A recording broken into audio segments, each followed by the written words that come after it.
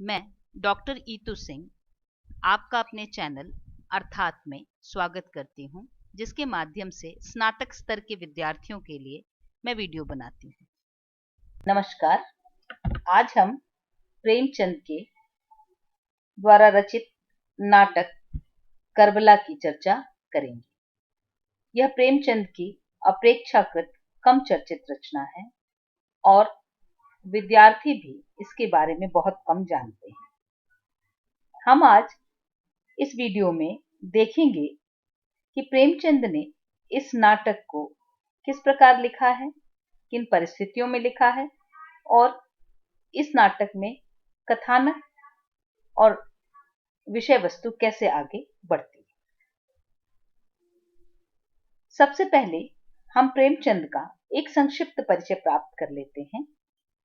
प्रेमचंद का जन्म आप सभी जानते हैं 1880 में हुआ था और उनकी मृत्यु 1936 में।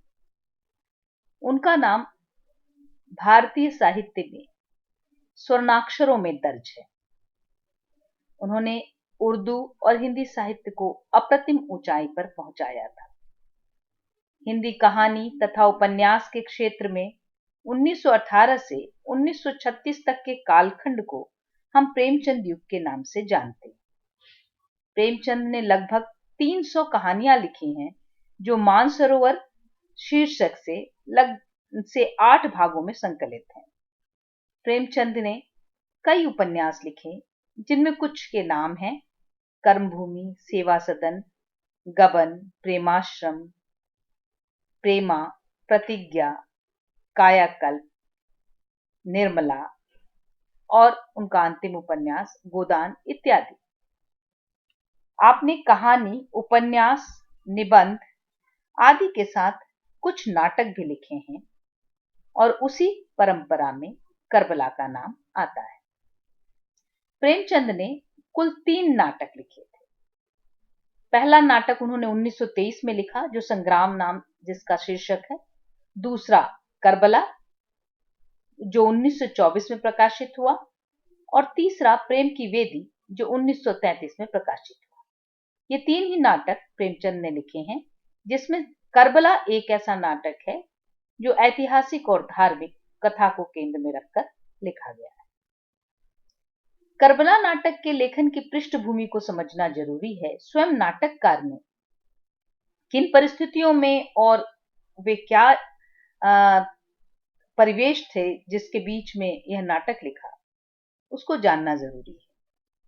प्रेमचंद का समय जो था, उस समय देश जो है ब्रिटिश साम्राज्यवाद के अधीन था और उन्होंने देश को गुलाम बनाने के लिए अनेक प्रकार की कूटनीति का सहारा लिया था, जिसमें से एक बहुत महत्वपूर्ण नीति थी फूट डालो और राज करो। और उन्होंने हिंदू और मुसलमानों के बीच फूट डालकर अपना कार्य किया था और कहीं ना कहीं इस देश को अपने कब्जे में लेने के में उन्हें बहुत सफलता मिली थी।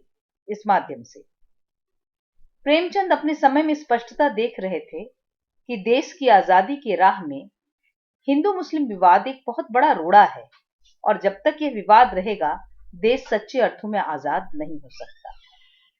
वे सांप्रदायिकता की इस जहर का दुष्परिणाम जान रहे थे। वे समझ रहे थे कि यदि हमारे बीच इस तरह की कटुता और दूरी रही तो यह देश कभी भी स्वतंत्र नहीं हो सकता। वे अपनी रचनाओं में विदेशियों द्वारा बनाई गई इस खाई को पाटने का प्रयास लगातार कर रहे थे। करबला नाटक भी वस्तुतः उसी दिशा में उनके द्वारा किया गया एक प्रयास है। 19 फरवरी सन 1924 को दया नारायण निगम, जो कि उस समय के प्रसिद्ध पत्रिका जमाना के संपादक थे, उनको खत में वो लिखते हैं, कोट, इसका अर्थात करबला नाटक का मकसद पॉलिटिकल है, बाहमी इत्तेहाद को बढ़ाना है और कुछ नहीं। बाहमी माने आपसी एकता को बढ़ाना है और कुछ नहीं। कहने का तात्पर्य है कि प्रेमचंद यह नाटक किसी धार्मिक उद्देश्य से नहीं लिख रहे थे, बल्कि वो एक राजनीतिक उद्देश्य से, और वह राजनीति थी देश की आजादी, देश की स्वतंत्रता और देश में एकता को बनाए रखना। वस्तुतः वे इस नाटक के माध्यम से हिंदुओं का परिचय महान मुसलमान महापुरुषों से कराना चाहते थे और मुसलमानों को भी हिंदुओं के द्वारा दिए गए बलिदान की याद दिलाना चाहते। वे देख रहे थे कि सैकड़ों सालों से साथ रहते हुए भी हिंदू और मुसलमान एक दूसरे की धार्मिक संस्कृति से पूरी तरह से अनजान हैं। उनके बीच की इस खाई को पाटने के लिए जरूरी है कि वे एक दूसरे के इतिहास और धार्मिक विरासत से परिचित हों। करबला नाटक के माध्यम से प्रेमचंद ने इसी दिशा में प्रयास किया है।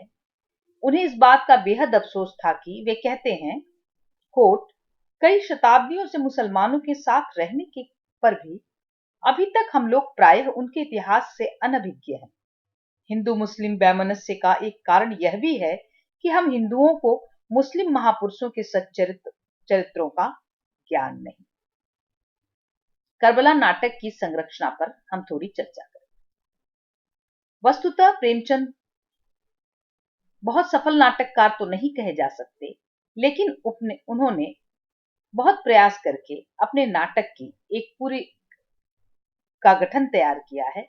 आइए हम देखते हैं कि करबला नाटक की संरचना कैसे। प्रेमचंद ने यह नाटक विधा में करबला के ऐतिहासिक धार्मिक जो लड़ाई हुई थी उसे पुनर्रचित करने का प्रयास किया है हिंदी में। वे अपनी भूमिका में कहते भी हैं कि करबला की घटना पर, करबला के बलिदान पर मरसिया तो बहुत लिखे गए, लेकिन नाटक हिंदी में नहीं लिखा गया है। यह नाटक अपने कलेवर में काफी बड़ा है। नाटक लगभग 200 पृष्ठों का है।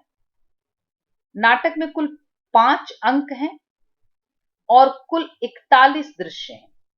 पहले अंक में 7 दृश्य, दूसरे अंक में 13 दृश्य, तीसरे अंक में 6 दृश्य, चौथे अंक में 9 दृश्य और 5वें अंक में पुनः 6 दृश्य। नाटक के प्रारंभ में लेखक ने भूमिका में अपने महत्वपूर्ण विचार रखे हैं। इसके पश्चात पाठकों को लगभग 20 पन्नों में करबला की पूरी घटना को कथानक के रूप में दिया है, क्योंकि करबला की पृष्ठभूमि से परिचित हुए बिना इस नाटक को समझना मुश्किल था। तो एक तरह से इस्लाम के जो खलीफा या खिलाफत का इतिहास है उसका परिचय वह प्रारंभिक 20 पन्नों में देते हैं। नाटक पर चर्चा करने से पहले हमें भूमिका और कथानक की भी संक्षिप्त चर्चा यहाँ कर लेनी आवश्यक है। आइए हम उसकी भूमिका पर चर्चा करते हैं। इस नाटक की भूमिका अत्यंत महत्वपूर्ण है, जिसे पढ़कर हमें नाटक के उद्देश्य का पता चलता है। वे करबला के महत्व की चर्चा करते हुए उसकी तुलना, अर्थात प्रेमचंद उसकी तुलना हमारे यहाँ की पौराणिक रामायण महाभारत गाथा से करते हैं। यह नाटक प्रेमचंद ने विशेष उद्देश्य से लिखा था। वे देख रहे थे कि सैकड़ों साल से साथ रहते हुए भी हिंदू और मुसलमान एक दूसरे की धार्मिक संस्कृति से अनजान हैं। उनके बीच की इस खाई को पाटने के लिए जरूरी है कि वे एक दूसरे के इतिहास और धार्मिक विरासत से परिचित हों। करबला नाटक के माध्यम से प्रेमचंद इसी दिशा में प्रयास करना चाहते थे। उन्हें इस बात का अफसोस था कि कई शताब्दियों तक मुसलमानों के साथ रहने पर भी अभी तक हम लोग प्रायः उनके इतिहास से अनभिज्ञ हैं। हिंदू मुस्लिम वैमनस्य का एक कारण यह भी है कि हम हिंदुओं को मुस्लिम महापुरुषों के चरित्रों का ज्ञान नहीं। जहां किसी मुस्लिम बादशाह का जिक्र आया, हमारे सामने औरंगजेब की तस्वीर खिंच गई। वे इस नाटक के माध्यम से हिंदुओं को महान मुसलमान महापुरुषों से परिचित कराना चाहते थे। इस कथा को लिखने के लिए उन्होंने नाटक विधा का चयन किया, जबकि प्रेमचंद नाट्य लेखन में सिद्धहस्त नहीं थे। वे इस बात को भी भली भांति समझ रहे थे कि शायद यह नाटक उस अर्थ में मंचनीय भी नहीं है। वे भूमिका में ही लिखते हैं, कोट, हमने यह नाटक खेले जाने के लिए नहीं लिखा है, मगर हमारा विश्वास है कि यदि कोई इसे खेलना चाहे तो बहुत थोड़ी काट छांट से खेल भी सकते हैं। एक और बात जिसे प्रेमचंद ने भूमिका में रेखांकित किया है वह यह है कि यह एक ऐतिहासिक धार्मिक नाटक है और इससे लोगों की धार्मिक भावनाएं जुड़ी हुई हैं। ऐतिहासिक नाटक में कल्पना के लिए अवकाश कम होता है, तो धार्मिक भावनाओं का भी सावधानी से ख्याल रखना होता है। वे करबला के संग्राम में हिंदुओं का प्रवेश दिखाने के मुद्दे पर ऐतिहासिकता का दावा करते हुए कहते हैं, कोट, पाठक इसमें हिंदुओं को प्रवेश करते देखकर चकित होंगे। परंतु वह हमारी कल्पना नहीं है, ऐतिहासिक घटना है। इस बात के ऐतिहासिक प्रमाण हैं कि कुछ हिंदू भी हुसैन के साथ करबला के संग्राम में सम्मिलित होकर वीर गति को प्राप्त हुए थे। तो किस प्रकार हिंदुओं ने जाकर वहां अपने बलिदान दिए थे, उसको रेखांकित करना प्रेमचंद ने विशेष रूप से जरूरी समझा है। और उस पूरे नाटक के बीच बीच में वो बहुत सजग रूप से उन स्थलों का चित्रण करते हैं जहां इस आपसी इत्तेहाद या आपसी एकता की बात हो सके। भूमिका में ही प्रेमचंद स्त्री पात्रों की कमी तथा उसके कारणों का भी उल्लेख करते हैं। साथ ही इस नाटक को ट्रेजेडिक नाटक कहते हैं। वे कहते हैं यह नाटक दुखांत है। दुखांत नाटक आत्म बलिदान की कथा है, और आत्म बलिदान केवल करुणा की वस्तु नहीं, गौरव की भी वस्तु है। हाँ, नायक का वीरात्मा होना परम आवश्यक है, जिससे हमें अविचल सिद्धांत प्रियता और अदम्य सत्साहस पर गौरव और अभिमान हो सके। इसके साथ ही इसमें बहुत सारी वो कविताओं और गजलों का प्रयोग करते हैं, और उस पर वो चर्चा करते हैं कि उन्होंने क्यों गजलों का प्रयोग इसमें किया है। नाटक पर प्रारंभ करने के पूर्व करबला के से पूर्व जो खिलाफत की पूरी परंपरा का इतिहास है वो कथानक के अंतर्गत देते हैं, ताकि पाठक इस नाटक की पृष्ठभूमि से परिचित हो सके। आइए हम करबला के कथानक पर बहुत संक्षिप्त ही सही चर्चा कर लें। कथानक में विस्तार के साथ करबला की पूरी कथा पृष्ठभूमि के साथ दी गई है। यह इसलिए जरूरी था कि जिन्हें इस्लाम के इतिहास का ज्ञान नहीं है वे इसे पढ़कर अवगत हो सके। हजरत मोहम्मद की मृत्यु के बाद खिलाफत को लेकर कई तरह के विवाद हुए थे। उन्होंने अपने मृत्यु से पूर्व ही यह घोषणा कर दी थी कि खलीफा सर्वसम्मति से चुना जाएगा, परंतु बाद में इस नियम की अवहेलना होने लगी। मुआविया अपने बाद अपने पुत्र यजीद को खलीफा घोषित कर देता है, जबकि इस पद के सच्चे दावेदार हुसैन थे। प्रेमचंद उनके बारे में लिखते हैं, हुसैन बड़े विद्वान, सच्चरित्र, शांत प्रकृति, नम्र, सहिष्णु, ज्ञानी, उदार और धार्मिक पुरुष थे, किंतु वह राजनीतिक छल प्रपंच और कुत्सित व्यवहारों से अपरिचित थे। पूरे नाटक में आपको हुसैन का यही चरित्र दिखाई देगा। कथानक के अंतर्गत प्रेमचंद ने नाटक से पहले ही नाटक में वर्णित कथा का बयान कर दिया है। एक तरह से अगर हम नाट्य पाठ की दृष्टि से देखें तो यह कथानक के भीतर जो कह सकते हैं कि आगे क्या होगा वाली भावना होती है वो आपको नहीं मिलेगी। हमें पूरी घटना पहले से पता है, फिर भी चूंकि ये इसके भीतर एक कह सकते हैं कि धार्मिक भाव जुड़ा हुआ है, संवेदना जुड़ी हुई है, तो यह नाटक हमें आकर्षित करता है। वे इसमें बताते हैं कि हुसैन की शक्ति न्याय और सत्य की शक्ति थी। यह यजीद और हुसैन का संग्राम न था, यह इस्लाम धार्मिक जनसत्ता का पूर्वकालिक राज सत्ता से संघर्ष था। इस कथा का वैशिष्ट्य यह है कि कोट कथा आत्मत्याग, प्राण समर्पण, विशाल धैर्य और वीरता की अलौकिक स्मरणीय गाथा है, जिसके कहने और सुनने से आंखों में आंसू मड़ाते हैं, जिस पर रोते हुए लोगों को 13 शताब्दियां बीत गईं और अभी अनंत शताब्दियां रोते बीतेगी। कथानक के बाद नाटक के पात्रों की सूची दी गई है, जिसमें सभी प्रमुख पात्रों का नाम उल्लेख है, किंतु इस नाटक में लेखक ने जितने पात्रों को नाटक में उपस्थित किया है सभी के नाम सूची में नहीं है। यहां तक कि कुछ महत्वपूर्ण पात्र यानी काफी लंबा उनका नाटक में स्थान है, फिर भी उनके नाम हमें प्रारंभिक सूची में, नाटक के पात्रों वाली सूची में नहीं मिलते। आइए अब हम करबला नाटक में प्रवेश करते हैं। करबला नाटक का प्रथम अंक। नाटक का प्रथम दृश्य यजीद के दरबार के दृश्य से शुरू होता है। उसके दरबारी जुहाक, शम्स और कई अन्य दरबारी बैठे हैं और यजीद बैठा शराब पी रहा है। वह अपने खिलाफत का ढिढोरा शहर में पीटने को कहता है और जुहाक बताता है कि आपकी खिलाफत का ढिढोरा हिजाज, यमन, इराक, मक्का, मदीना तक गूंज रहा है।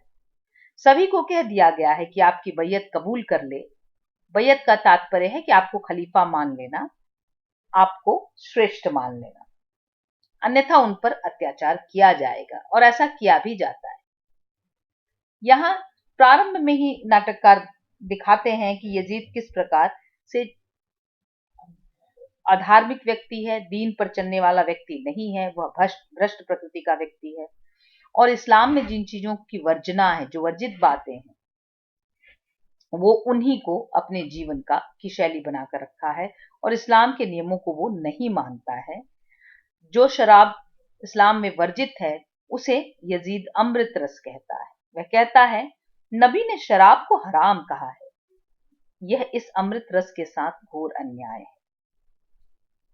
प्रारंभ में ही हमें पता चल जाता है नाटक के प्रथम अंक में ही कि यजीद जो है चारित्रिक रूप से भ्रष्ट और पतित है।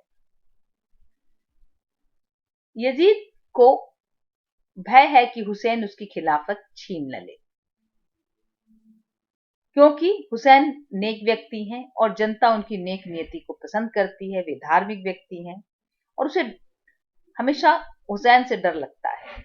वह कहता है हुसैन मेरा दुश्मन है, मुझे और किसी का खौफ नहीं है, मैं सारी दुनिया की फौजों से नहीं डरता, मैं डरता हूं इसी निहत्थे हुसैन से। उसकी हरकतों को उसकी पत्नी हिंदा भी पसंद नहीं करती है और वह बहुत दुखी होती है। वह एक धार्मिक विचारों की स्त्री है, उसे पता है कि यजीद हुसैन के साथ अन्याय कर रहा है और वह उसे सावधान करती है। वह कहती है हुसैन से दुश्मनी करके तुम अपने हक में कांटे बो रहे हो। खिलाफत उसकी है जिसे पंच दे, यह किसी की मिरास नहीं है। पर यजीद उसकी सलाह को नजरअंदाज करता है। आप देखेंगे कि जिस प्रकार रावण को उसकी पत्नी मंदोदरी सावधान करती है बार बार, ठीक वैसे ही हिंदा भी यजीद को सावधान करती है, लेकिन हिंदा नहीं सुनता। इसके पश्चात रूमी से वह पूछता है कि बसरे की सूबेदारी किसे दी जाए, तो रूमी उसे सुझाव देता है, अब्दुल्लाह बिन जियाद का नाम प्रस्तावित करता है। यजीद उसे बहुत पसंद तो नहीं करता, लेकिन फिर भी रूमी के कहने पर जियाद को वह बसरे की सूबेदारी दे देता है। और हम बाद में देखते हैं कि कूफा में अब्दुल बिन जियाद हुसैन के समर्थकों पर कितना अत्याचार करता है। अगले दृश्य में, दृश्य 2 में, यह दृश्य मदीने का दृश्य है। मदीने के गवर्नर वलीद का दरबार है। उसे एक कासिद अर्थात पत्रवाहक या संदेशवाहक जाकर खबर देता है कि मुआविया की मृत्यु हो गई है और उसका बेटा यजीद अब खलीफा है, और उसने खबर भिजवाई है कि हजरत हुसैन उसकी बैयत ले, अगर वो ऐसा करने से मना करते हैं तो उनकी हत्या कर दी जाए। वलीद भला आदमी है, वह इस अन्याय का हिस्सा नहीं बनना चाहता, परंतु यजीद के भय से वह उसके विश्वसनीय मारवान को बुलाकर सलाह करता है। मारवान पूरी तरह से यजीद का समर्थक और हुसैन का विरोधी है, और वह वलीद को सलाह देता है कि आप हुसैन को बुलाकर उनसे बैयत लें या उनकी हत्या कर दें। मारवान यजीद का अंध समर्थक है। वो वलीद को बाध्य करता है कि रात में ही हुसैन को बुलाकर उससे बैयत कबूल करवा ली जाए। वलीद, यहाँ प्रेमचंद वलीद के मुंह से कहलवाते हैं कि आम जनता को भी पता है कि खलीफा कैसे चुना जाना चाहिए। वह कहता है खलीफा वही है जिसे कौम चुनकर मसनद पर बिठा दे। वह कासिद को हुसैन को बुला लाने के लिए भेजता है। तीसरे दृश्य में हमारा दर्शन हुसैन से होता है। हुसैन अपने चचेरे भाई अब्बास के साथ मस्जिद में बैठे हैं और धर्म पर चर्चा कर रहे हैं। यहाँ उनकी बातचीत के माध्यम से प्रेमचंद इस्लाम पर अपने विचारों को भी स्पष्ट करते हैं। अब्बास हुसैन से जब कहता है, कोट, दूसरे मजहब वाले कहते हैं इस्लाम ने तलवार की ताकत से अपना प्रचार किया, काश उन्होंने हजरत की आवाज सुनी होती। मेरा तो दावा है कि कुरान में एक आयत भी ऐसी नहीं है जिसकी मंशा तलवार से इस्लाम को फैलाना हो। हुसैन के समय में ही इस्लाम के वास्तविक संदेश को लोग भुलाने लगे थे या उसकी गलत व्याख्या कर रहे थे, ये तो पता चलता ही है। साथ साथ यहाँ ये भी पता चलता है कि प्रेमचंद अपने समय के लोगों को भी इस्लाम की सच्चाई बचाने की कोशिश कर रहे थे। उनकी बातचीत चलती ही रहती है कि गुलाम आकर वलीद का संदेश सुनाता है, हुसैन को सहज ही अनुमान हो जाता है कि यजीद ने खुद को खलीफा घोषित कर दिया है और वो मन ही मन उसकी बैयत न लेने की बात तय करते हैं।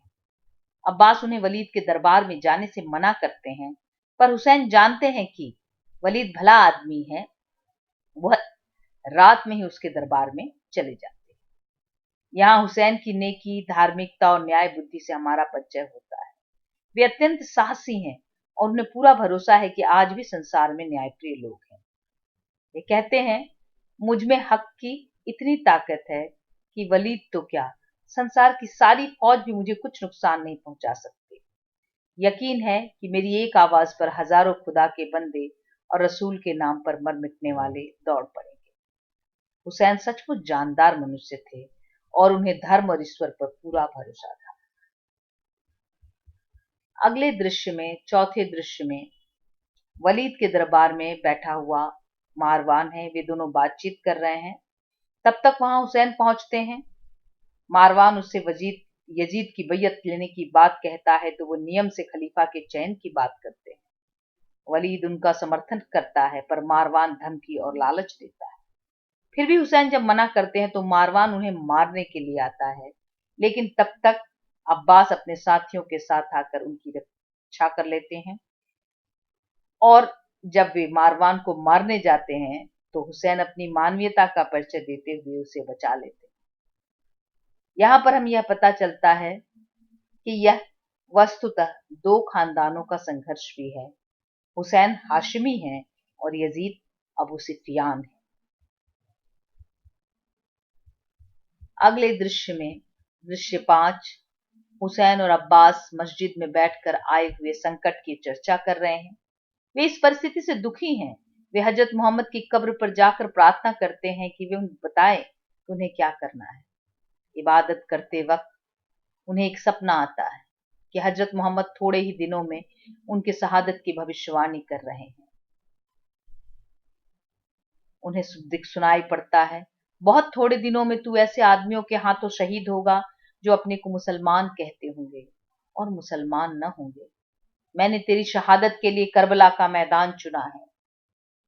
इस भविष्यवाणी के बाद हुसैन मन ही मन तैयार हो जाते हैं कि उन्हें धर्म की रक्षा में अपने प्राण देने होंगे।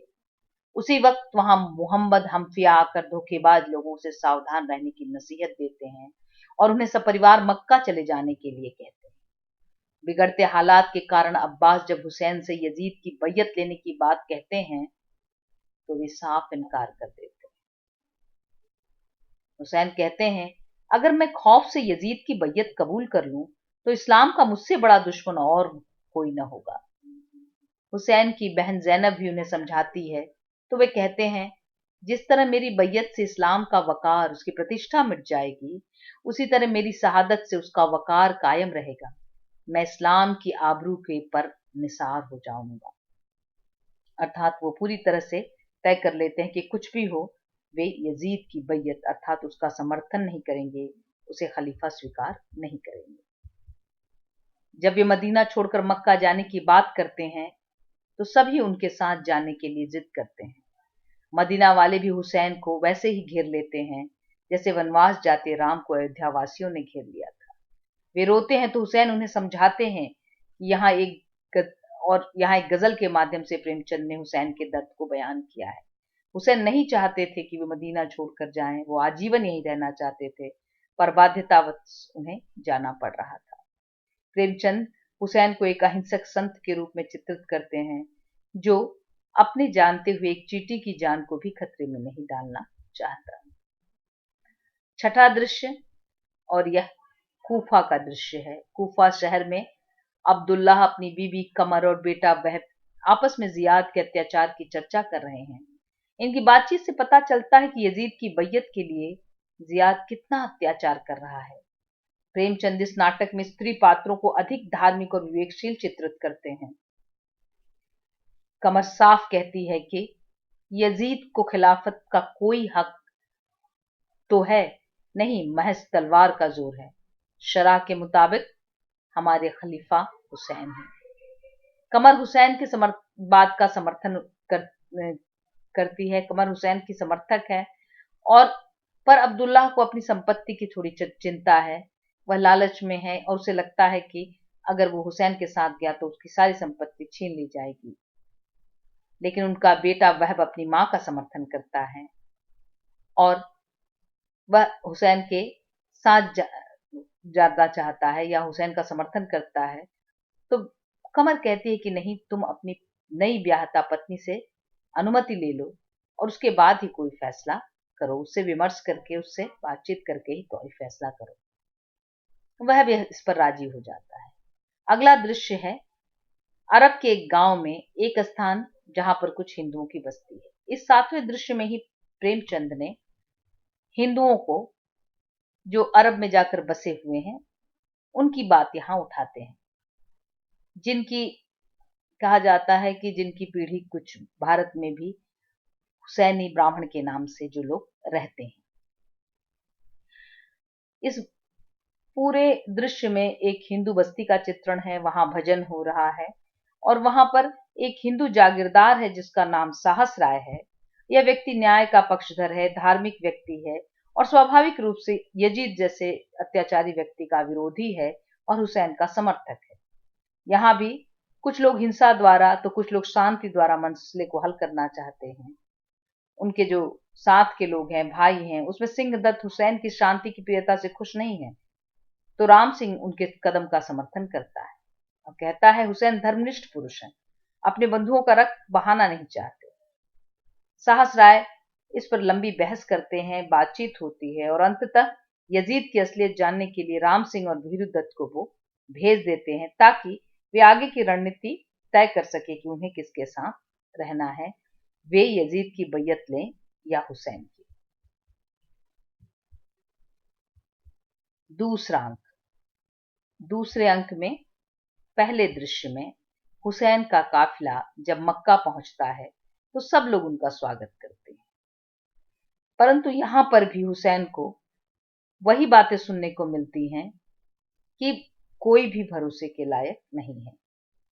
यहाँ पर जुबैर भी वही बात कहता है जो पहले कही गई थी कि लोगों की बातों का भरोसा नहीं किया जा सकता। हुसैन अपनी सहजता में इस बात से सहमत नहीं हो पाते हैं। उसी समय हबीब खबर देता है कि आपके मक्का आने की खबर यजीद को मिल गई है और उसने वलीद को हटाकर मारवान को ही मदीना का नाजिम बना दिया है। उन्हें यह भी पता चलता है इसी अंक में, इसी दृश्य में, कि यजीद का अपना बेटा मुआविया भी उसके खिलाफत का विरोध कर रहा है और इस कारण यजीद ने उसे नजरबंद कर दिया है। हबीब सबको किसी भी हालत में कूफा जाने से मना करता है, क्योंकि ये जो कूफा के व्यक्ति हैं उन्होंने पहले भी धोखेबाजी की है और वह समझाना चाहता है कि कुछ भी हो जाए आप कूफा न जाए। हुसैन भी मन ही मन तय करते हैं कि वो कूफा नहीं जाएंगे। दृश्य दो में पुनः यजीद का दरबार है और यहाँ कुछ दरबारी हैं तथा कुछ वेश्याओं को यहाँ दृश्य में चित्रित किया गया है, जिसमें गीत संगीत का माहौल है। वह बहुत नाराज हैं, वह हर व्यक्ति पे नाराज है और कि कोई सब धर्म की बात क्यों कर रहे हैं।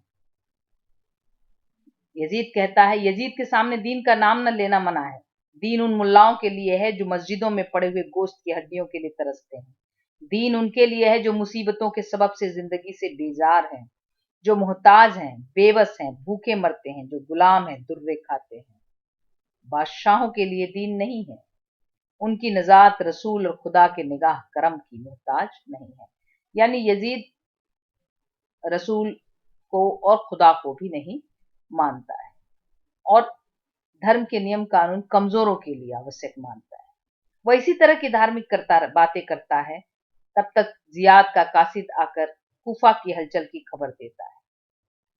यजीद और रूमी सख्ती की बात करते हैं कि उनसे कूफा के लोगों को से सख्ती से निपटना चाहिए। यजीद हुर को बुलाता है, एक महत्वपूर्ण चरित्र है हुर, और उससे कहता है कि तुम हुसैन को रोकने के लिए सेना लेकर जाओ। लेकिन हुर दीनदार व्यक्ति है, वह यजीद की इस बात का समर्थन नहीं करता है, लेकिन यजीद की खिलाफत उसने स्वीकार कर ली है, इसलिए उसे वह बेमन से ही सही हुसैन को रोकने जाने के लिए राजी हो जाता है। अगले दृश्य में कूफा की अदालत में का एक दृश्य है। इस दृश्य के द्वारा प्रेमचंद ने यह चित्रित किया है कि कूफा के जो न्यायाधीश हैं वे भी यजीद के प्रभाव से कितने क्रूर बन चुके हैं। कूफा की अदालत में काजी न्याय की जगह अन्याय कर रहा होता है। जो भी यजीद का विरोध करता है उसका कत्ल कर दिया जाता है। इस अंक में आम जनता पर यजीद और जियाद के अत्याचार का वर्णन है, जिसकी वजह से जनता में बगावत का स्वर उठने लगता है। शहर के महत्वपूर्ण लोग फिर हुसैन को बुलाने के लिए खत लिखते हैं। चौथे दृश्य में हजारों खत हुसैन के पास पहुंचते हैं, पर हुसैन को उन पर यकीन नहीं होता है। जब तारिक अंतिम खत लेकर आता है जिसमें रसूल का वास्ता देकर हुसैन को मदद के लिए बुलाया गया है, तो हुसैन खुद को रोक नहीं पाते हैं, पर उनके चचेरे भाई मुस्लिम हालात का जायजा लेने के लिए पहले जाना तय करते हैं ताकि सब ठीक हो, तब ही हुसैन वहां जाए। हजरत हुसैन मन ही मन वहां जाना तय कर चुके हैं और इस बात पर सभी औरतें उन्हें मना करते हैं कि आपको नहीं जाना है। शहरयार कहती है, जब आपको मालूम है कि कूफा में लोग आपके साथ दगा करेंगे तो वहां जाइए ही कौन। हुसैन के साथ वे सभी जाने को तैयार होती हैं। कहती है, यदि आप जाएंगे तो हम सभी वहां जाएंगे। यजीद का पांचवा दृश्य यजीद के दरबार में उसका खुद का बेटा मुआविया बेड़ियों में बंधा है, पर वह साहस के साथ अपने पिता के अन्याय का विरोध करता है। उसकी जबान से प्रेमचंद ने खलीफा होने की योग्यता का भी बयान कराया है। वह कहता है, कोट, इस्लाम का खलीफा उसे होना चाहिए जिस पर इंसानियत को गुरूर हो, जो दीनदार हो, हक परस्त हो, बेदार हो, बेलौस हो, दूसरों के लिए नमूना हो, जो ताकत से नहीं, फौज से नहीं, अपने कमाल से, अपने सिफात से दूसरों पर अपना वकार जमाए। यजीद उसकी हरकत को देखकर उसे पागल करार देकर उसे जेल में डाल देता है। उसी समय जियाद आकर कूफा के लोगों के साथ सख्ती की जगह नरमी का प्रस्ताव रखता है। यजीद को यह बात समझ में नहीं आती है कि जो लोग उसका विरोध कर रहे हैं उसके साथ नरमी कैसे की जाए, लेकिन जियाद उसे दबाव देकर मौके की नजाकत को समझाकर किसी भी तरह से सख्ती न करके उसकी जगह नरमी बरतने की बात कहता है। यजीद जनता के विद्रोह और मुस्लिम के आने की खबर से विचलित हो जाता है। जियाद एक चालाक और कूटनीतिज्ञ है। वह भय की जगह धन सत्ता का लोभ दिखाकर लोगों को अपने वश में करने की सलाह देता है। यहाँ प्रेमचंद राजनीतिज्ञों की कूटनीति और वर्तमान समय में भी जो राजनीतिक कूटनीति की जाती है उसकी ओर इशारा करते हैं। जियाद कहता है, इस मौके पर रियाया के साथ मुलामियत का बर्ताव किया जाए, सरदारों को जागीरें दी जाए, उनके वजीफे बढ़ाए जाएं, यतीमे और बेवाओं के परवरिश का इंतजाम किया जाए। मैंने कूफा वालों की खसलत का गौर से मुताला किया है। वे हयादार नहीं हैं, दिलेर नहीं हैं, दीनदार नहीं हैं। वह कहीं न कहीं हुसैन से बेहतर कूफा वालों को जानता है। हुसैन तो कूफा वालों की बात पर यकीन कर लेते हैं, उन्हें दीनदार मानते हैं, उन पर भरोसा कर लेते हैं, लेकिन जियाद जानता है कि पैसे के आगे ये दीन धर्म सबको भूल जाने वाले लोग हैं। वह हुसैन से भी बेहतर इनको जानता है। शासक किस तरह साम दाम दंड भेद से काम लेते हैं उसका उदाहरण हमें इस दृश्य में मिलता है। अगला छठा दृश्य, मुस्लिम कूफा शहर में दाखिल होते हैं और दो ऊंट वालों से मिलते हैं। दोनों उन्हें मुख्तार के घर जाने की सलाह देते हैं क्योंकि उन्होंने अभी तक यजीद की बैयत नहीं ली है। मुस्लिम उनके घर पहुंचते हैं और उनका बहुत दिल से स्वागत किया जाता है। मुस्लिम अपना परिचय देकर हुसैन का लिखा खत उनको देते हैं। वह गुलाम को भेजकर हुसैन के समर्थक जिसमें हारिस, हज्जाज, सुलेमान, शिमर, कीस, सैश और हानी हैं को बुलवाता है। सभी आकर मुस्लिम को भरोसा देते हैं कि हजारों आदमी हुसैन की बैयत लेने को तैयार है। सभी बढ़ चढ़कर बातें बनाते हैं और मुस्लिम को उन पर भरोसा हो जाता है क्योंकि वो धार्मिक व्यक्ति हैं, सीधे व्यक्ति हैं, कूटनीति उनको समझ में नहीं आती है। और ये तय होता है कि अगले दिन सभी जामा मस्जिद में इकट्ठा होंगे और मुस्लिम उनका संबोधन करेंगे। 7वें दृश्य में कूफा का ही दृश्य है। चौक पर हुसैन के आने की खबरों की बड़ी चर्चा हो रही है। इतने में ही जियाद आकर लोगों को बहलाने लगता है। अभी तक जो सबको डरा धमका रहा है था, वो अचानक आकर नर्म हो जाता है और तरह तरह के लालच देकर उनको हुसैन के बदले यजीद के समर्थन करने की बात कहता है।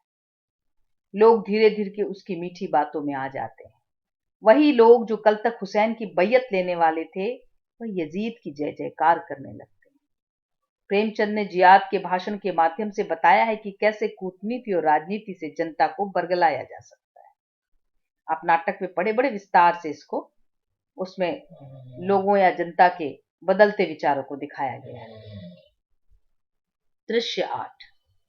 8वें दृश्य में मुस्लिम अपने चंद समर्थकों के साथ जामा मस्जिद में लोगों का इंतजार कर रहे हैं। जब कोई नहीं आता तो उन्हें यकीन हो जाता है कि सभी जियाद की चालाकी में फंस गए। अंततः मुस्लिम जामा मस्जिद से तकरीर शुरू करते हैं तो लोग उनको पत्थर मारने लगते हैं। हानि उन्हें बचाकर अपने घर ले जाता है और यहीं उनकी मुलाकात हुसैन के एक और प्रशंसक सरीक से होती है।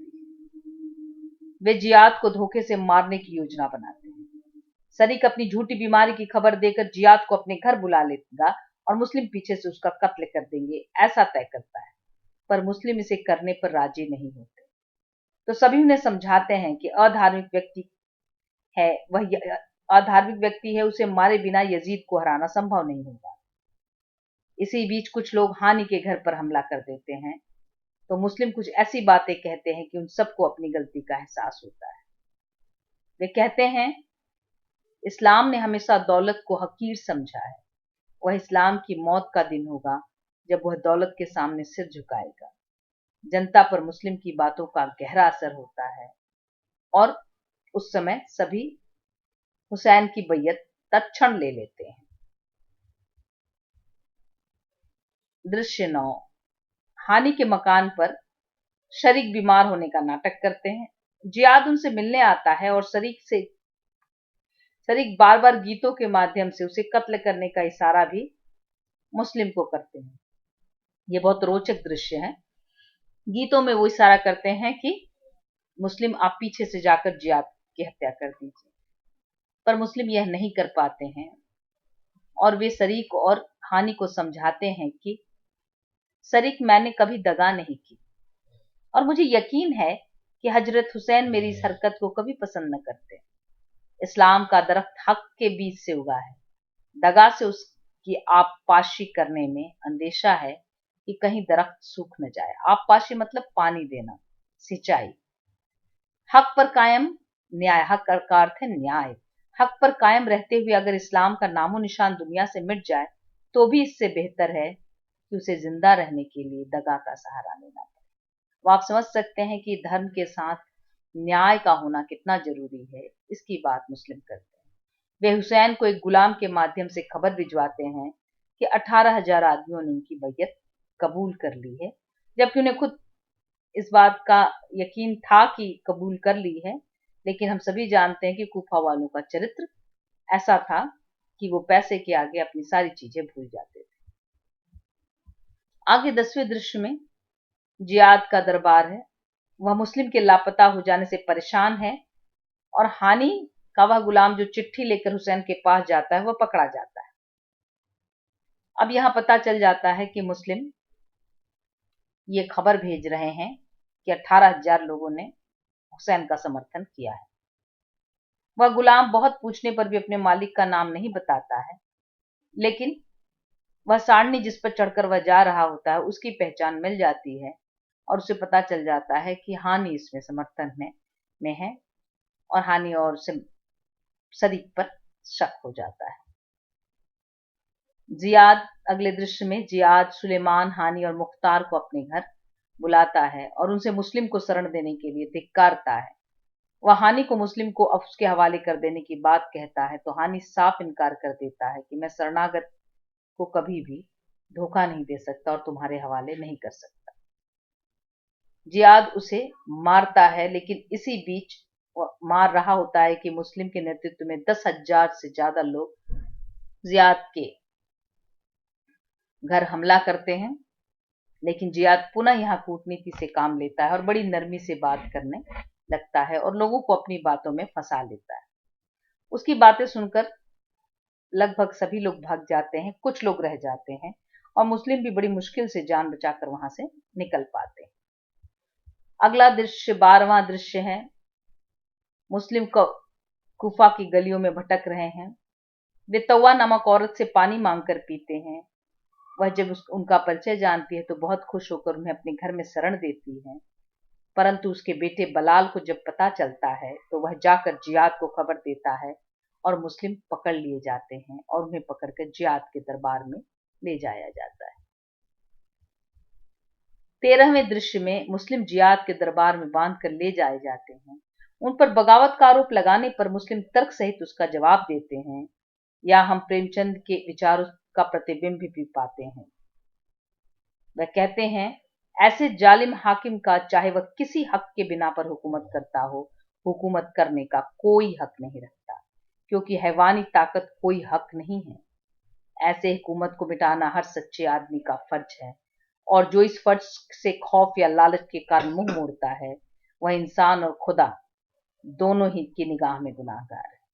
अब इन पंक्तियों को आप देखिए और तत्कालीन स्वतंत्रता संग्राम के संदर्भ में इनका अर्थ व्याख्यायित कीजिए, तो आप समझ पाएंगे कि कैसे इस धार्मिक गाथा के माध्यम से प्रेमचंद ने अत्याचारी शासकों के अत्याचार का विरोध करने की बात कही है। जियाद और मुस्लिम और हानि दोनों का कत्ल करवा देता है, वह मार दिए जाते हैं। इसके बाद तीसरा अंक शुरू होता है, मुस्लिम की। इस वीडियो में पहले भाग में यहीं तक। अगले भाग में आगे के अंकों और दृश्यों पर चर्चा की जाएगी। उसका लिंक मैं डिस्क्रिप्शन बॉक्स में डाल दूंगी। धन्यवाद।